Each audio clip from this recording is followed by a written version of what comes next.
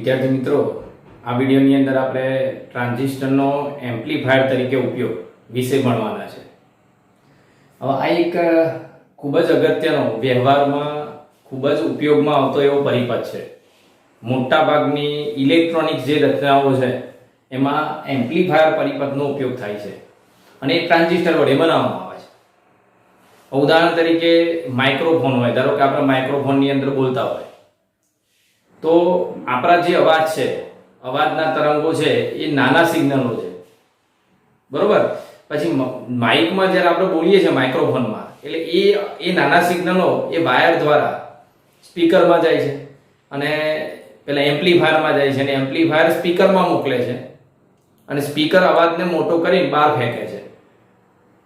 એટલે નાના સિગ્નલોને મોટા કરવાનું, એટલે કે વિવર્ધિત કરવાનું કામ એ આ એમ્પ્લીફાયર પરિપથ કરે છે.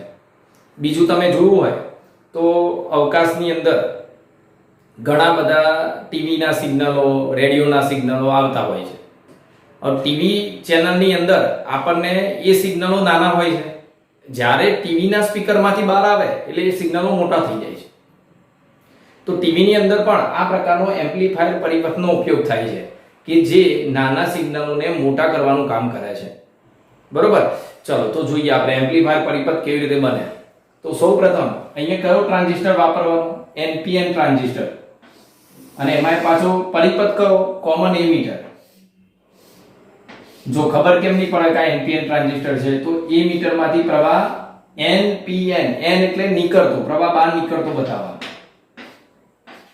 ચલો આ NPN ટ્રાન્ઝિસ્ટર થઈ ગયું. એમાં કોમન એમીટર, એટલે એમીટર છેડો કોમન થઈ ગયો. આ ઇનપુટમાં બેઝ, આઉટપુટમાં કલેક્ટર. હવે ટ્રાન્ઝિસ્ટરને કાર્યરત કરવું હોય, મેં આગળ એક વિડીયોમાં તમને બતાવી દીધું છે આગળના ટોપિકમાં. આને કાર્યશીલ કરવું હોય તો બેઝ એમીટર જંકશનને ફોરવર્ડ બાયસ આપવું પડે. એટલે અહીંયાથી ફોરવર્ડ બાયસ આપી દો. આ ફોરવર્ડ બાયસ. બેઝ એમીટર જંકશનને ફોરવર્ડ બાયસ આપવું પડે અને કલેક્ટર એમીટર જંકશનને કયું બાયસ આપવું પડશે? Reverse bias. બરોબર. આ ફોરવર્ડ બાયસ અને રિવર્સ બાયસ કેમનું નક્કી થાય? આ કયો ટ્રાન્ઝિસ્ટર છે? NPN. એટલે જો એમીટર થી શરૂ કરવાનું, NPN. તો જો આ ફોરવર્ડ બાયસ થઈ ગયું પોઝિટિવ સાથે, P પ્રકારના અર્ધવાહક સાથે બેટરીનો પોઝિટિવ, N પ્રકારના અર્ધવાહક સાથે નેગેટિવ. એટલે ફોરવર્ડ બાયસ. ચલો અહીંયા જો આ N પ્રકારના અર્ધવાહક સાથે પોઝિટિવ, બરોબર. આને જ જોવાનું આઉટપુટ વાળાને, આને કોમન વાળા ભાગને નહીં જોવાનું. એટલે જો N પ્રકારના સાથે પોઝિટિવ, એટલે N એ P સાથે, એટલે આ ફોરવર્ડ રિવર્સ બાયસ થયું. રિવર્સ બાયસમાં બેટરી મોટા વોલ્ટની હોય, ફોરવર્ડ બાયસમાં નાના વોલ્ટની હોય. પછી બેટરીને નામ આપણે કોના આધારે આપીએ છીએ? તો ઇનપુટના છેડા પરથી નામ અપાય. એટલે આ બેટરીને કહેવાય VBB બેટરી. આ બેટરીનું નામ કોના આધારે આપીએ છીએ? આઉટપુટ છેડાના આધારે. એટલે આને કહેવાય VCC બેટરી. અને કોમન છેડો છે એને તમારે ધ્યાનમાં લેવાનું નહીં, બરોબર. ચલો બેટરીનું નામ તો આપી દીધું. હવે અહીંયા જે બેટરી છે એ સીધો કોનું વોલ્ટેજ આપશે? આ બે છેડાને. એટલે અહીંયા જે વોલ્ટેજ મળ્યો એને કહેવાય VBE વોલ્ટેજ. બેટરી વડે જે વોલ્ટેજ અહીંયા મળે એને કહેવાય VBE વોલ્ટેજ. બીજી એક વસ્તુ ખાસ ધ્યાન રાખજો.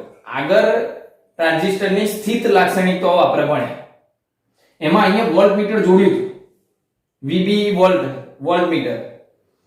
અહીંયા કેમ નથી જોડ્યું? ત્યાં સ્થિત લાક્ષણિકતામાં આપણે V વિરુદ્ધ I નો આલેખ દોરવાનો હતો અને આલેખ દોરવા માટે જુદા જુદા મૂલ્યોની જરૂર પડે.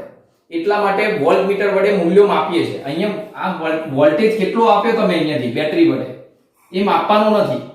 એટલે ખાલી મેં બતાવી દીધું કે આ વોલ્ટેજ સીધો અહીંયા મળશે. એ રીતે જો આના વડે જે વોલ્ટેજ મળે એ આ બે છેડા વચ્ચે મળશે. એટલે એને કહેવાય VC વોલ્ટેજ. ચલો પછી પ્રવાહ કેવી રીતે જતો હશે? જો એમીટર માંથી બહાર આવે, આ બંને પોઝિટિવ માંથી આમ બહાર નીકળી નેગેટિવ માં દાખલ થાય. એટલે જો આનો પ્રવાહ આમ જતો હશે IC, કયા ક્રમનો હોય? મિલી એમ્પિયર. આનો પ્રવાહ આમ જતો હશે IB, કયા ક્રમનો હોય? Micro ampere. પોઝિટિવ થી પ્રવાહ નેગેટિવ તરફ, પોઝિટિવ થી પ્રવાહ નેગેટિવ તરફ. તો આ પ્રવાહ માપવાનો નથી, એટલે મીટર જોડવાની જરૂર નથી, ખાલી દર્શાવી દેવાનું. તો આ કોમન એમીટર પરિપથ થયો. હવે એમ્પ્લીફાયરમાં આને રૂપાંતર કરવું હોય તો કેમનું થાય? તો આમાં શું કરવાનું હતું, નાના સિગ્નલ તમારે ક્યાં આપવાના, ઇનપુટમાં. તમારે જે નાનું સિગ્નલ છે એ તમે ઇનપુટમાં આપી દો. અહીંયા આ ઇનપુટ ભાગમાં નાનું સિગ્નલ આપી દીધું અને એને કહી દઈએ Vs.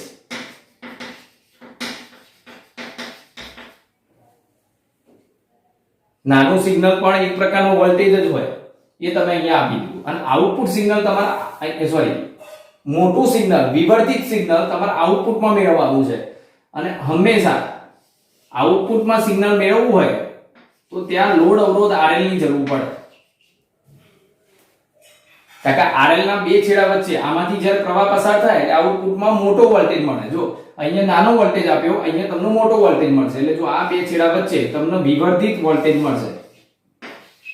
વિવર્ધિત વોલ્ટેજ, વિવર્ધિત આઉટપુટ વોલ્ટેજ જેને કહેવાય VO, એ આઉટપુટમાં મળશે. બરોબર, નાનું સિગ્નલ તમે ઇનપુટમાં આપ્યું, મોટું સિગ્નલ તમને આઉટપુટમાં મળશે. બસ આટલું જ છે. નાનું સિગ્નલ તમારે અહીંયાથી આપી દેવાનું. મતલબ માઇક્રોફોનમાં આપણે બોલીએ છીએ તો આપણો જે અવાજ છે એ નાનું સિગ્નલ છે, એ તમે અહીંયા આપ્યું. અને સ્પીકરમાં જે મોટું થઈને આવે છે એ એમ્પ્લીફાયર અહીંયાથી સ્પીકરને આપશે. એટલે સીધું મોટું સિગ્નલ અહીંયાથી આગળ સ્પીકરને મળશે. સારું, એટલે તમે એક વસ્તુ ખાસ ધ્યાન રાખો. હવે અહીંયા નાનું સિગ્નલ એટલે આપણે આ પ્રકારનું સિગ્નલ અહીંયા આપીએ છીએ. હું આ રીતે બતાવું છું. નાનું ઇનપુટ સિગ્નલ અહીંયા જે આપ્યું છે, હા,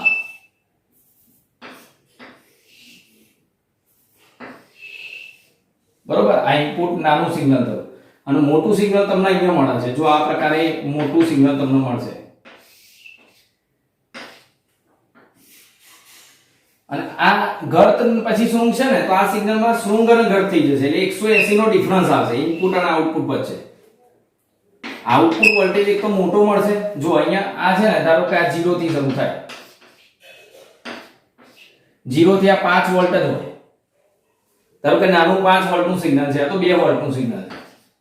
તો આ કેવું છે, જો 0 5 10 15 20 25 30, એટલે આ સીધું 30 વોલ્ટનું સિગ્નલ થઈ ગયું. જો આ વધીને 0 અહીંયાથી શરૂ થાય, બહુ મોટું સિગ્નલ થઈ ગયું.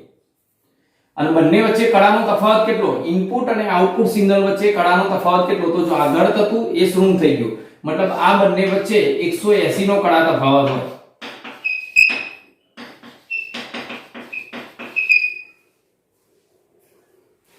તો આજે મેં વાત કરી એ કોની વાત કરી, એમ્પ્લીફાયર પરિપથની. હવે આ કામ કેવી રીતે કરે છે, મોટું સિગ્નલ કેવી રીતે આપે છે, બરોબર, ચલો એ સમજીએ. આની કાર્યવાહી સમજો. પહેલા તમે ધારી લો કે આ ઇનપુટમાં નાનું સિગ્નલ આપ્યું. આ સિગ્નલ આપવાથી શું થાય, તમે Vs આપો તો શું થશે, આ સિગ્નલ આપવાથી અહીંયાથી જે વોલ્ટેજ મળતો હતો એ સીધો અહીંયા આવતો હતો.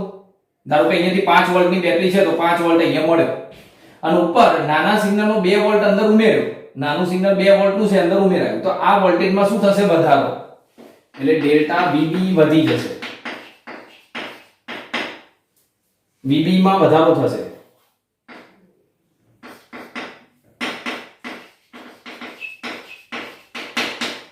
હવે આમાં વધારો થાય તો આમાંથી વહેતો પ્રવાહ વધશે. એટલે જો બેઝ એમીટર વચ્ચેનો વોલ્ટેજ વધે તો બેઝમાંથી વહેતો પ્રવાહ પણ વધે. મતલબ આમાં ફેરફાર થાય.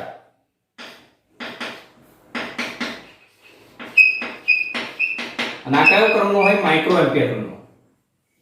હવે આ પ્રવાહ અહીંયા મળે છે તો આ પ્રવાહ IC એ બીટા ડેલ્ટા IB. પ્રવાહ ગેઇનનું સૂત્ર યાદ કરો, પ્રવાહ ગેઇન બરાબર IC upon IB. તો IC બરાબર શું થાય, બીટા IB.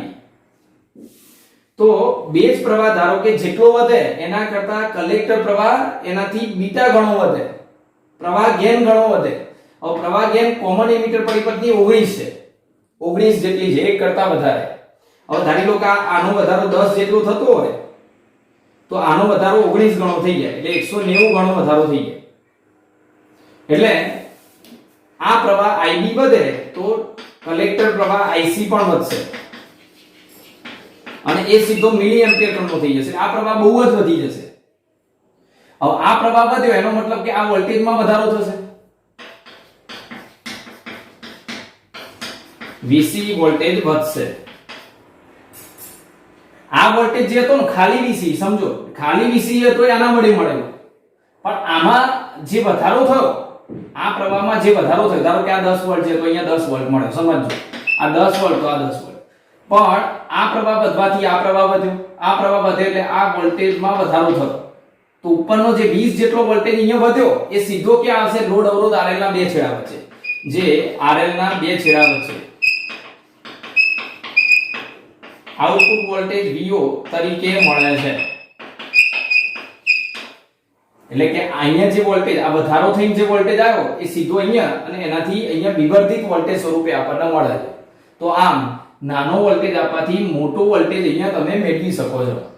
એટલે કે નાના સિગ્નલને વિવર્ધિત અહીંયા તમે કરી શકો છો.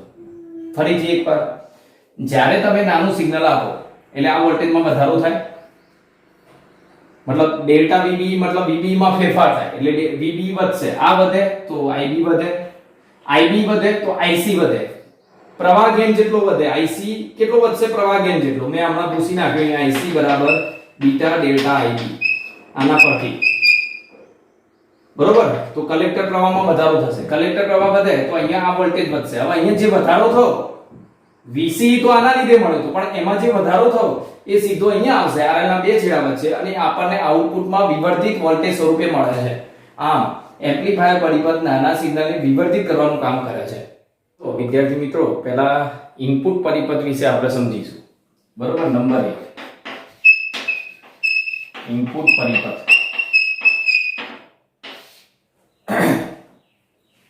પહેલા આપણે ઇનપુટમાં કોઈ સિગ્નલ આપતા નથી એ વખતે શું થાય? ઇનપુટ સિગ્નલ Vs બરાબર સિગ્નલની ગેરહાજરીમાં તમારે જે સિગ્નલને વિવર્ધિત કરવાનું છે, નાનું સિગ્નલ, એને અહીંયા આપ્યું નથી આપણે. હવે સમજો કે આ સિગ્નલ ના આપ્યું હોય ત્યારે શું? તો તમે બેટરી વડે જે વોલ્ટેજ આપો છો VBB એ સીધો ક્યાં મળે છે? આ બે છેડા વચ્ચે, એટલે એને કહેવાય VBE. બેટરીનો વોલ્ટેજ સીધો આ બે છેડા વચ્ચે મળે એટલે અહીંયા કિર્ચોફના નિયમ પરથી લખાય VBB બરાબર VBE. હવે શું કર્યું? તમે અહીંયા ઇનપુટ સિગ્નલ આપી દીધું, એટલે જો ઇનપુટ સિગ્નલ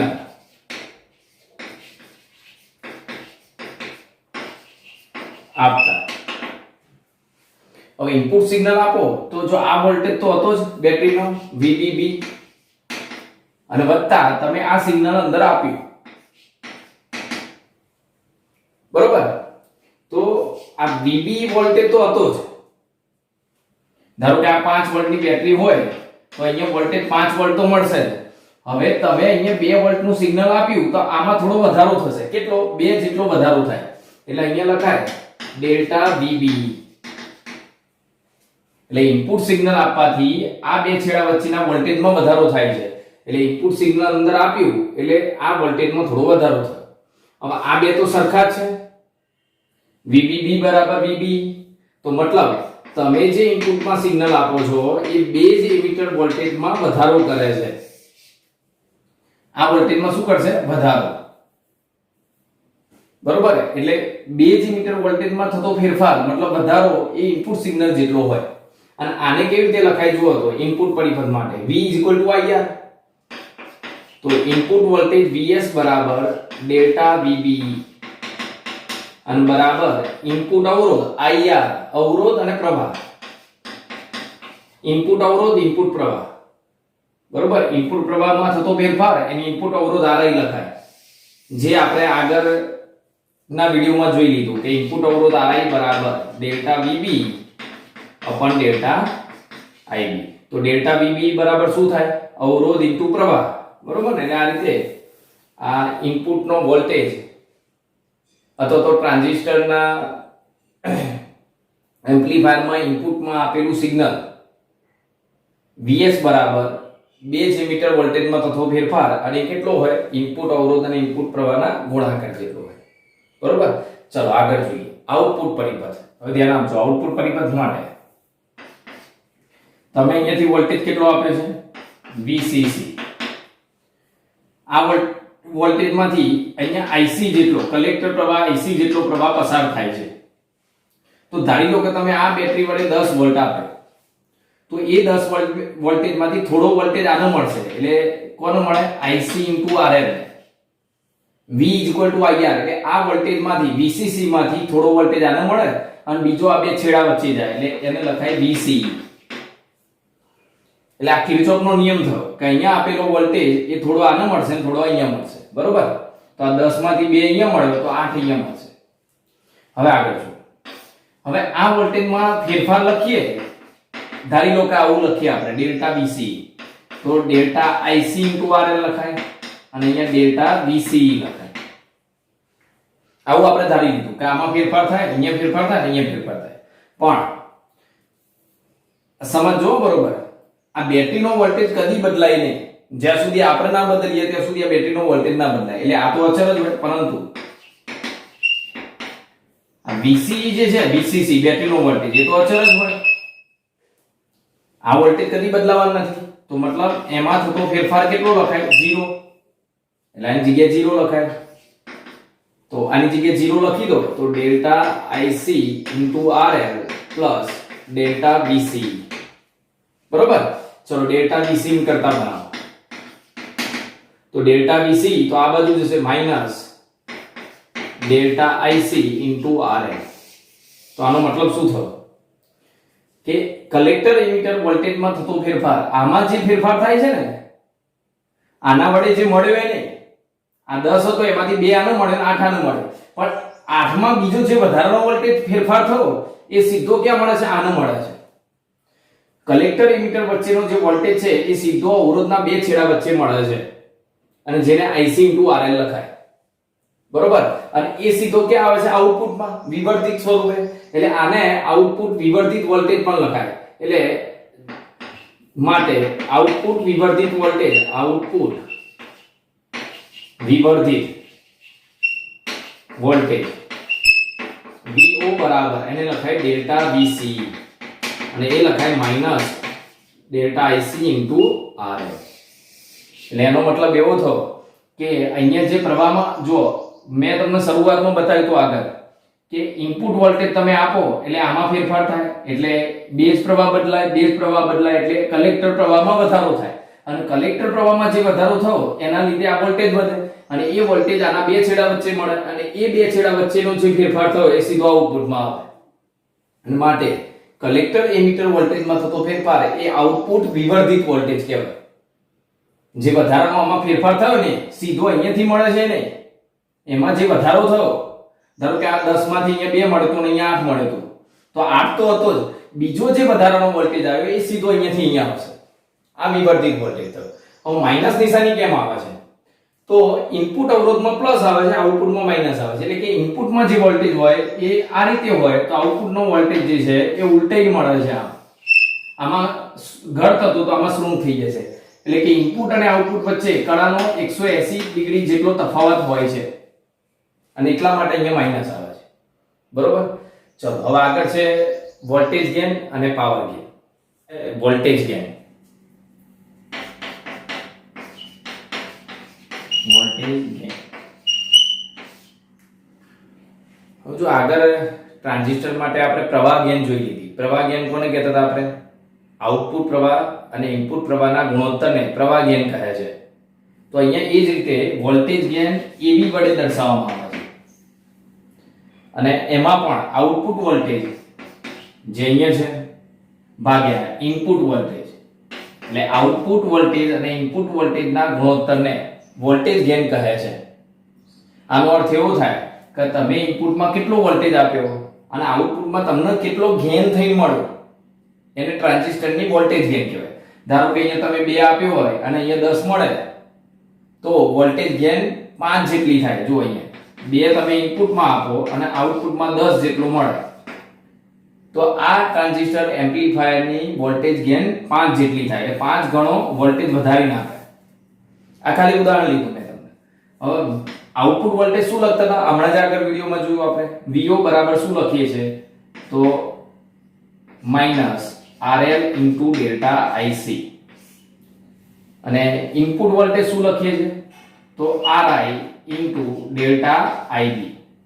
બરોબર. આઉટપુટ વોલ્ટેજ ને ઇનપુટ વોલ્ટેજ આપણે આગળના વિડિયોમાં જોઈ લીધું. હા, એ પહેલા બીજું એક જોઈ લઈએ આપણે. આઉટપુટ વોલ્ટેજ કેટલો હોય? આ VC ના ફેરફાર જેટલો. અને ઇનપુટ વોલ્ટેજ કેટલો હોય? VB ના ફેરફાર જેટલો. આને શું લખીએ છીએ આપણે? -RL delta IC. અને આને શું લખીએ છીએ? RI delta IB. બરોબર. હવે આગળ જો. આને શું કહેવાય? આઉટપુટ પ્રવાહ ભાગ્યા ઇનપુટ પ્રવાહ. આને કહેવાય પ્રવાહ ગેઇન. એટલે જુઓ તો હવે શું લખાશે? પ્રવાહ ગેઇન બીટા લખાય એની જગ્યાએ, તો -બીટા RL upon RI. અને એ પણ આગળ જોઈ લીધું આપણે ટ્રાન્ઝિસ્ટરના પ્રાચલોમાં કે પ્રવાહ ગેઇન અને ઇનપુટ અવરોધના ગુણોત્તરને ટ્રાન્સ કંડક્ટન્સ GM કહે છે. એટલે આના બરાબર GM * RL લખાય. તો વોલ્ટેજ ગેઇનનું ટોટલ આટલા સૂત્ર બનાવીએ. જો આ વોલ્ટેજ ગેઇનના આટલા સૂત્ર બનશે. ફરીથી એકવાર વોલ્ટેજ ગેઇન એટલે શું? આઉટપુટ વોલ્ટેજ અને ઇનપુટ વોલ્ટેજનો ગુણોત્તર. આઉટપુટ વોલ્ટેજ એટલે VC માં થતો ફેરફાર અને ઇનપુટ વોલ્ટેજ એટલે VB માં થતો ફેરફાર. આ અને આ વોલ્ટેજમાં થતો ફેરફારનો ગુણોત્તર. આઉટપુટ વોલ્ટેજ એટલે આઉટપુટ અવરોધ ઇનપુટ પ્રવાહમાં થતો ફેરફાર. ઇનપુટ વોલ્ટેજ ઇનપુટ અવરોધ ઇનપુટ પ્રવાહમાં થતો ફેરફાર, જે આગળ સાબિત કરેલું છે આપણે. પછી આઉટપુટ પ્રવાહ ભાગ્યા આઉટપુટ ઇનપુટ પ્રવાહ, તો પ્રવાહ ગેઇન બીટા. કોમન એમીટર છે એટલે બીટા લખાય. કોમન બેઝ હોય તો આલ્ફા પ્રવાહ ગેઇન લખાય. સંજ્ઞાઓ અલગ અલગ વપરાય. ચલો, બીટા અપન RI, જેને કહેવાય ટ્રાન્સ કંડક્ટન્સ GM. હજુ આની જગ્યાએ હજુ એક બે ફેરફારો પણ થઈ શકે. બરોબર. તો આ વોલ્ટેજ ગેઇનની વાત થઈ. હવે એ જ રીતે બીજું આગળ છે પાવર ગેઇન. તો પાવર ગેઇન AP બરાબર P બરાબર VI. એના પરથી વોલ્ટેજ ગેઇન ઇન્ટુ પ્રવાહ ગેઇન. પાવર ગેઇન બરાબર P બરાબર VI. બરોબર. પાવરનું સૂત્ર એ રીતે પાવર ગેઇન બરાબર વોલ્ટેજ ગેઇન ઇન્ટુ પ્રવાહ ગેઇન. ચલો, વોલ્ટેજ ગેઇન શું લખાય? તો વોલ્ટેજ ગેઇન લખવાના ઘણા બધા રીતો છે. જો આ સૂત્ર હું અત્યારે લખું છું, beta RL upon RI. Minus નિશાની નથી લખતો, ખાલી મૂલ્ય જ લખું છું. પાવર ગેઇનનું મૂલ્યમાં માઈનસની જરૂર પડતી નથી. વોલ્ટેજ ગેઇનનું મૂલ્ય શોધતા હોય તો પણ માઈનસ લેવાની જરૂર નથી. આ માઈનસ ચિહ્ન શું બતાવે છે કે આ ઇનપુટ વોલ્ટેજ કરતા આઉટપુટ વોલ્ટેજ કળામાં 180 જેટલો ફેરફાર હોય છે. એટલે કે આને ઘટ હોય તો આ શૃંગ હોય, ઉલટાઈ જાય, બસ એટલો ફેર છે. એટલે માઈનસ મૂકેલો છે. મૂલ્ય માટે માઈનસની જરૂર ના પડે. તો જો વોલ્ટેજ ગેઇન એટલે બીટા RL upon RI અને પ્રવાહ ગેઇનનો બીજો સિમ્બોલ શું થાય? બીટા. તો શું થયું? Power gain beta square RL upon RI.